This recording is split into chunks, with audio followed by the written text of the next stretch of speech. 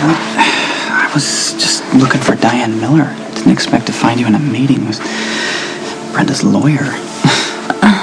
What are you doing here? Miss Cheng is known as wedding planner to the elite, so when she told me that she could make room in her busy schedule to accommodate the divine one, I could not believe my good fortune, or maybe I should say yours. When Mr. Spinelli said he needed someone to plan a wedding for Brenda Mr. Barrett, Spinelli doesn't have a say in the face of Cortulo to the fabulous Murphy Sinclair, I couldn't turn down an offer like that. Oh, no, Miss Cheng. This is my fiance. Seriously, when does Murphy get here? Ever since the bus crash, I've been in overdrive, and I can't stop thinking about what could have happened to my kids. Do you know a girl died, Jason? I know you're scared.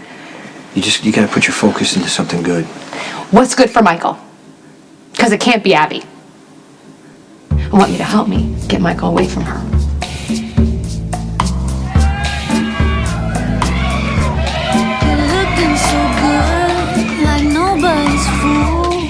Shiny and low. Well, it's plain to see you could be very, very good for me. And baby, I could be bad for you.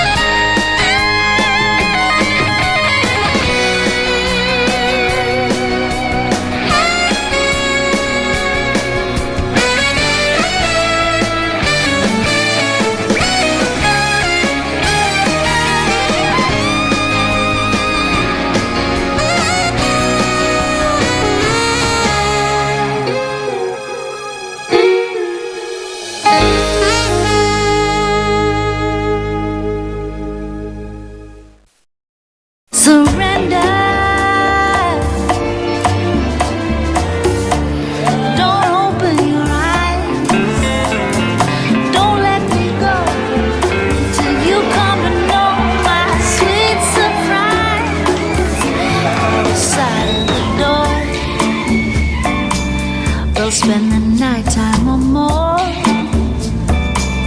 Can't tell you all that I feel at the passion. Michael isn't in danger from Abby. How do you know? I met her once. You know, she seemed concerned about Michael. How could you not have told me about this? Carly, because I didn't want you and Michael to fight. You still should have told me about this. I know. I'm sorry. I want to know everything. I want to know when you met her. I want to know, did Sam just bring her by the apartment and introduce her to everybody? Sam introduced Michael and Abby in October sometime. October? This has been going on since October. It was one time, and I didn't even know Michael was still seeing Abby until he called me one night and said he was in trouble. What kind of trouble? Michael was talking to Abby in the street, and one of her customers or, guys that she knew came up and started hassling her, and Michael went off, and he took the guy and he slammed him to the wall, and it was exactly what I'm talking about, Jason. That's a parole violation. Michael can't afford for that to happen. I understand that. I explained it to Michael. He understands that he can't take those risks where he could get violent. But he's still seeing her. Because he can talk to her. He can talk to you. No, he can't. He can talk to me. Why can't he come to me? I got out of Pentonville. I didn't want to talk to anybody what happened in there. The guy that I killed, I don't want to talk about that, the stuff that I saw, and I could deal with that stuff. I talked to Sam a little bit about it, but that's it. Michael is a kid. He went through a hell a lot worse than me. And he's trying to deal with it right now, and for whatever reason, Abby helps. We should get him counseling. No, he's not going to go to counseling. He's making choices right now, and we need to respect them.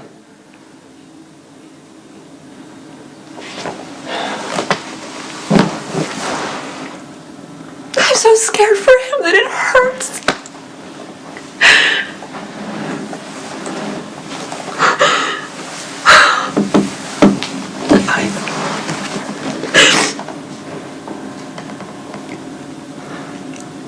I know you can do anything for Michael.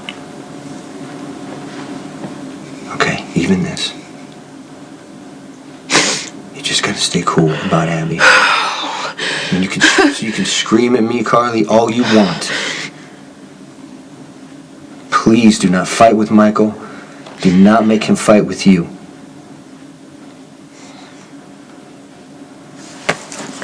Being a parent is so hard. It's so impossibly hard.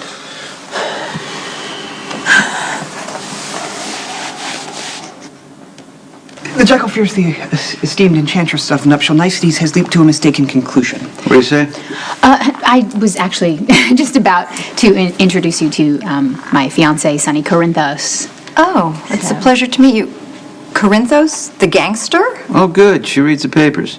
How did this happen, Spinelli? In my desire to show complete support for the nuptials of Mr. Sir to the Divine One, I may have forgotten to clarify, but I assumed she knew. I just assumed that the breakup with Murphy was a PR move to generate buzz for his new film and for your Cartullo campaign, but under the circumstances, I can see why your publicist would want to keep this new engagement under wraps.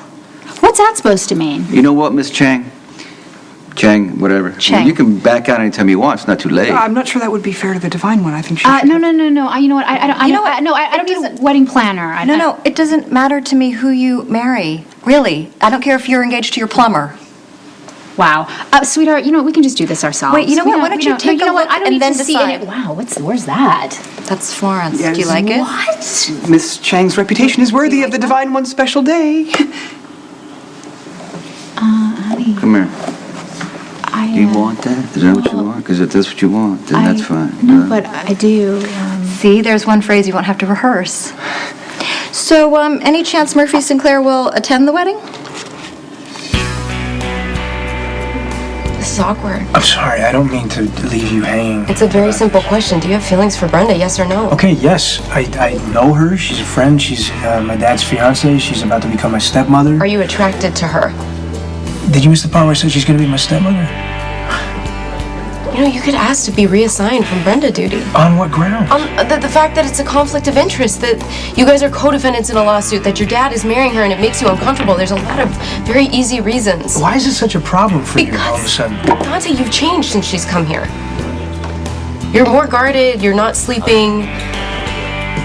I don't know if it has to do with Brenda, but some distance from her can only help. Ms. McKenna's tourist visa is about to expire, and there's little I can do. But you can do something. Why not marry Detective Spencer? That's a terrible idea. Siobhan, you said you had questions about immigration. That's why I suggested that you talk to Diane Miller, but I had no idea that there was a serious problem.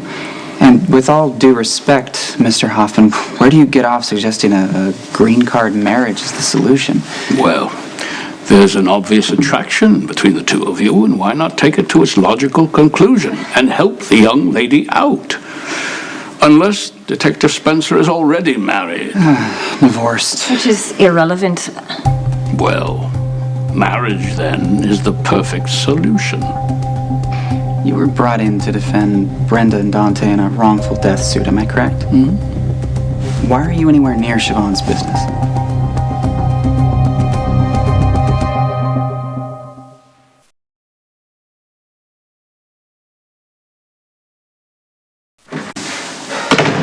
I really want to hurt somebody right now. I can see that. Why don't you tell me why? I went to the club where Abby works and I saw her dance. So you risked your parole to go to a strip club? These guys there, they're losers and they're drunks. They look at Abby like she's some piece of meat. Michael, we already talked about this. It's a strip club. That's your job. You can't risk getting into trouble. Abby says it's just a job, but I can see it in her face, her eyes. Some faraway look like she's not even there.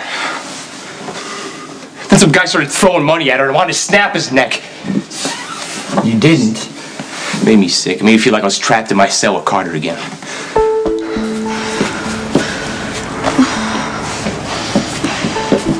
Abby? Hey, are you okay? I have to find Michael. I need to know that he's okay.